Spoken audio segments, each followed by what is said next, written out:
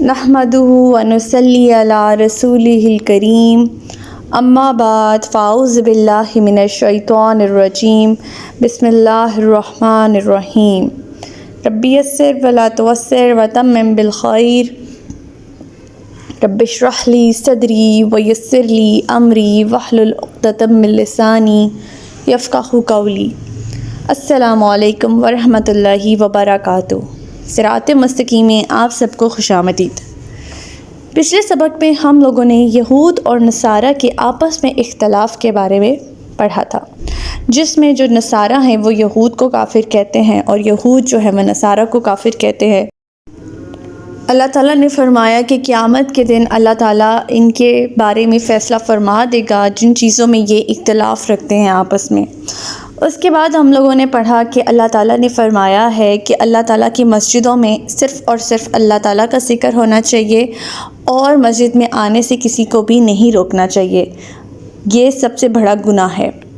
اس کے بعد ہم لوگوں نے اللہ تعالیٰ کی وسعت کے بارے میں پڑھا تھا کہ اللہ تعالیٰ جو ہے اپنی ذات میں، اپنے صفات میں اور اپنے کمالات میں مشرق و مغرب اور سب جگہ بہت زیادہ وسعت رکھتے ہیں، اور اللہ تعالیٰ کا رخ ہر جگہ، ہر رخ اللہ تعالیٰ کا رخ ہے، اور کہیں پہ بھی آپ رخ کر کے نماز ادا کر سکتے ہیں۔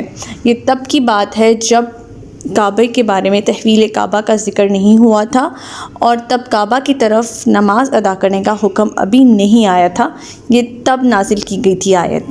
بعد میں یہ آیت منسوخ کر دی گئی۔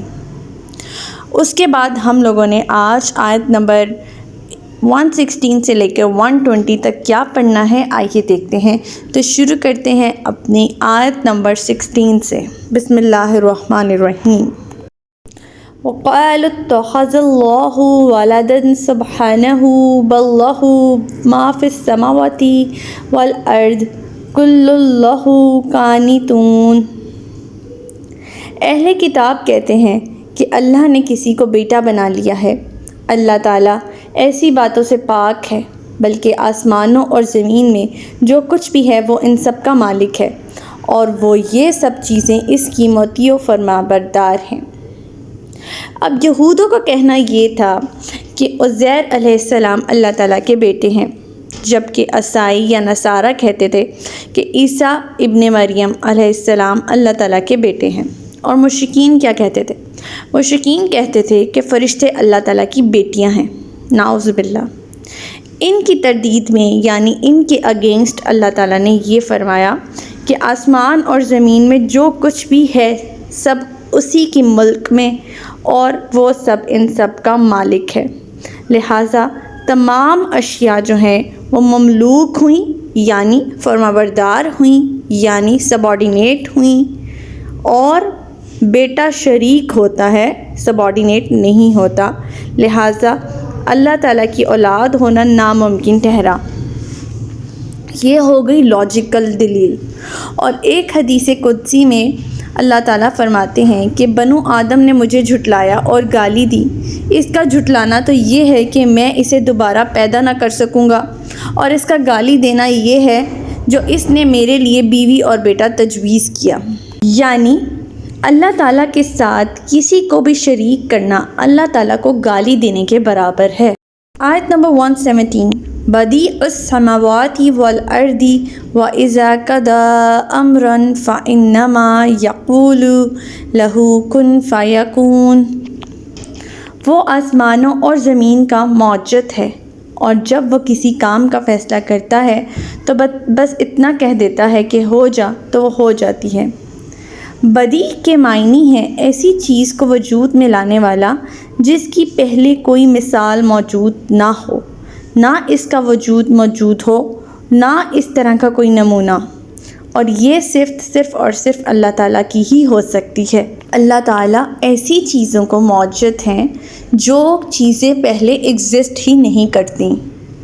اب انسان جو انوینشنز کرے گا وہ تو کسی کو دیکھ کر، کسی کو بینچ مارک رکھ کے، کسی کو مظاہرہ کر کے، مطالعہ کر کے، کسی کو اپنے مائنڈ میں امیجن کر کے وہ چیز انوینٹ کرے گا۔ اللہ تعالیٰ کی ذات وہ ذات ہے جو موجود ہے ان چیزوں کی جن کی پہلے کوئی حیثیت نہیں ہے، جن کی پہلے کوئی موجودگی نہیں۔ یہ صفت باکمال صرف اور صرف اللہ تعالیٰ کی ذات کی ہی ہو سکتی ہے۔ آیت نمبر 118، وقال الذين لا يعلمون لولا يكلمنا الله أو تأتينا آيات كذلك قال الذين من قبلهم مثل قولهم تشابهت قلوبهم قد بينا الآيات لقوم يؤمنون۔ نادان لوگ یہ کہتے ہیں کہ خود اللہ تعالیٰ ہم سے کلام کیوں نہیں کرتا، یا کوئی نشانی ہمارے پاس کیوں نہیں آتی۔ ایسی ہی بات ان لوگوں نے بھی کہی تھی جو ان سے پہلے تھے۔ ان سب کے دل اور سوچ ملتے جلتے ہیں، اور یقین کرنے والوں کے لیے تو ہم نے نشانیاں کھول کر بیان کر ہی دی ہیں۔ اب ان جاہل لوگوں کے مطالبات دیکھیے کہ یہ کہتے تھے کہ اللہ تعالیٰ خود ہمارے پاس آ کر بتلائے کہ یہ واقعی میرا رسول ہے، یا کوئی ایسی واضح علامت یا معجزہ ہمیں دکھلائے جس سے ہمیں یقین آ جائے، اسی صورت میں ہم ایمان لا سکتے ہیں۔ اور یہ سب جہالت کی باتیں ان میں سے اکثر لوگ کرتے تھے۔ پہلے لوگ بھی ایسے مطالبے کرتے رہے، اور آج بھی جاہل لوگ اسی طرح کے مطالبے کر رہے ہیں۔ ان جاہلوں میں اور گمراہوں میں اور دور جاہلیت کے گمراہوں میں کوئی بھی فرق نہیں ہے، وہ لوگ بھی ایسے ہی مطالبے پیش کرتے رہے ہیں۔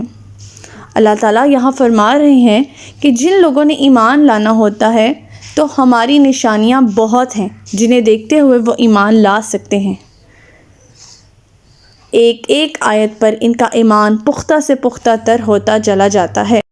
البتہ جن لوگوں نے سوچ لیا ہوتا ہے کہ انہوں نے ایمان نہیں لانا، تو وہ ان کھلی نشانیوں کے باوجود بھی ایمان نہیں لاتے اور اپنے کفر پر اڑے رہتے ہیں۔ آیت نمبر 119، اِنَّا أَرْسَلْنَاكَ بِالْحَقِّ بَشِيرًا وَنَذِيرًا وَلَا تُسْأَلُ عَنْ أَصْحَابِ الْجَحِيمِ۔ ہم نے آپ صلی اللہ علیہ وآلہ وسلم کو یقیناً حق کے ساتھ خوشخبری دینے والا اور ڈرانے والا بنا کر بھیجا ہے، اور اہل دوزخ سے متعلق آپ سے باز پرس نہ ہوگی۔ اللہ تعالیٰ یہاں فرما رہے ہیں کہ جو کوئی رسول بھی تمہارے پاس آیا، تم خود جانتے ہو کہ اس نے آج تک کبھی جھوٹ نہیں بولا، تو کیا وہ شخص جو کسی انسان سے جھوٹ نہیں بول سکتا، کیا وہ اللہ تعالیٰ پر جھوٹ باندھ سکتا ہے؟ اب یہ کہتے تھے کہ لکھنا پڑھنا تو جانتے ہی نہیں، اس کا کوئی استاد بھی نہیں، پھر وہ ایسا کلام پیش کرتا ہے جس کے مقابلے میں کلام لانے سے تم سب کے سب عاجز ہو۔ تو کیا صرف یہی بات اللہ کے وجود، نبی کی نبوت اور قرآن کے کلام الہی ہونے کے لیے واضح ثبوت نہیں؟ اب یہ تو وہی بات ہوئی کہ ان کے دل ماننے کو تیار ہی نہیں ہے، یہ اپنے کفر پر اڑے ہوئے ہیں، اور اتنی زیادہ نشانیاں ہونے کے باوجود بھی ان کے دلوں کو کوئی بھی ایمان لانے پر مجبور نہیں کر سکتا۔ مزید اس آیت میں اللہ تعالیٰ فرما رہے ہیں کہ آپ صلی اللہ علیہ وآلہ وسلم کا کام صرف اللہ کا پیغام بندوں تک پہنچا دینا ہے۔ اب اگر وہ لوگ ایمان نہیں لاتے اور دوزخ کے مستحق ٹھہرتے ہیں تو اس سلسلے میں آپ صلی اللہ علیہ وآلہ وسلم پر کچھ الزام نہیں آئے گا۔ آیت نمبر 120، وَلَن تَرْضَىٰ عَنْكَ الْيَهُودُ وَلَا النَّصَارَىٰ حَتَّىٰ تَتَّبِعَ مِلَّتَهُمْ قُلْ إِنَّ هُدَى اللَّهِ هُوَ الْهُدَىٰ وَلَئِنِ اتَّبَعْتَ أَهْوَاءَهُمْ بَعْدَ الَّذِي جَاءَكَ مِنَ الْعِلْمِ مَا لَكَ مِنَ اللَّهِ مِن وَلِيٍّ وَلَا نَصِيرٍ۔ اور یہود اور نصارہ تو آپ صلی اللہ علیہ وآلہ وسلم سے اس وقت تک کبھی خوش نہیں ہو سکتے جب تک آپ ان کے دین کی پیروی نہ کرنے لگ جائیں۔ آپ ان سے کہیے کہ ہدایت تو وہی ہے جو اللہ تعالیٰ کی ہے، اور اگر آپ علم آ جانے کے بعد بھی ان کی خواہشات کی پیروی کریں گے تو آپ کو اللہ سے بچانے والا کوئی حمایتی یا مددگار نہ ہوگا۔ اللہ تعالیٰ کی طرف سے ہدایت ہر زمانے میں اس زمانے کے تقاضوں کے مطابق ہی آتی رہی ہے، اور وہی ہدایت معتبر ہوتی ہے جو اس زمانے کا نبی لائے۔ اس دور میں اللہ تعالیٰ کی ہدایت قرآن ہے، اور اسی پر سب کو ایمان لانا ضروری ہے۔ چنانچہ حضرت جابر رضی اللہ تعالیٰ عنہ رسول اللہ صلی اللہ علیہ وآلہ وسلم سے روایت کرتے ہیں کہ حضرت عمر رضی اللہ تعالیٰ عنہ آپ کے پاس تورات کا ایک نسخہ لے کر آئے اور کہنے لگے یا رسول اللہ صلی اللہ علیہ وآلہ وسلم یہ تورات کا نسخہ ہے۔ آپ صلی اللہ علیہ وآلہ وسلم چپ رہے۔ حضرت عمر رضی اللہ تعالیٰ عنہ نے اسے پڑھنا شروع کر دیا اور رسول اللہ صلی اللہ علیہ وآلہ وسلم کا چہرہ متغیر ہوتا چلا جا رہا تھا۔ حضرت ابوبکر صدیق رضی اللہ تعالیٰ عنہ نے یہ صورتحال دیکھ کر حضرت عمر رضی اللہ تعالیٰ عنہ سے کہا تجھے گم کرنے والیاں گم کریں، کیا تم رسول اللہ صلی اللہ علیہ وآلہ وسلم کی طرف نہیں دیکھتے؟ حضرت عمر رضی اللہ تعالیٰ عنہ نے جب آپ صلی اللہ علیہ وآلہ وسلم کے چہرے میں غصے کے آثار دیکھے تو کہنے لگے میں اللہ سے اور اس کے رسول کے غضب سے پناہ مانگتا ہوں۔ ہم اللہ کے پروردگار ہونے پر، اسلام کے دین ہونے پر اور محمد صلی اللہ علیہ وآلہ وسلم کے نبی ہونے پر راضی ہوئے۔ یہ سن کر رسول اللہ صلی اللہ علیہ وآلہ وسلم نے فرمایا اس ذات کی قسم جس کے قبضے میں میری جان ہے، اگر موسیٰ آج موجود ہوں تو تم مجھ کو چھوڑ کر اگر اس کی پیروی کرو تو گمراہ ہو جاؤ، اور اگر موسیٰ علیہ السلام خود زندہ ہوتے، میری نبوت کا زمانہ پاتے تو ضرور میری ہی پیروی کرتے۔ اس آیت میں امت کو انتہائی تاکید کی جا رہی ہے کہ اگر کوئی شخص اسلام لانے کے بعد پھر سے یہودی یا عیسائی بن جائے تو اس کو اللہ کے عذاب سے کوئی نہیں بچا سکے گا۔ ہمارا آج کا سبق یہیں تک تھا۔ اللہ تعالیٰ سے دعا ہے کہ اللہ تعالیٰ ہمیں استقامت عطا فرمائے اور ہمیں ایسی ہدایت نصیب فرمائے جس کے بعد گمراہی نہ ہو۔ ربنا لا تزغ قلوبنا بعد اذ ہدیتنا وہب لنا من لدنک رحمہ انک انت الوہاب۔ سبحانک اللہم وبحمدک استغفرک واتوب الیک۔ السلام علیکم ورحمۃ اللہ وبرکاتہ۔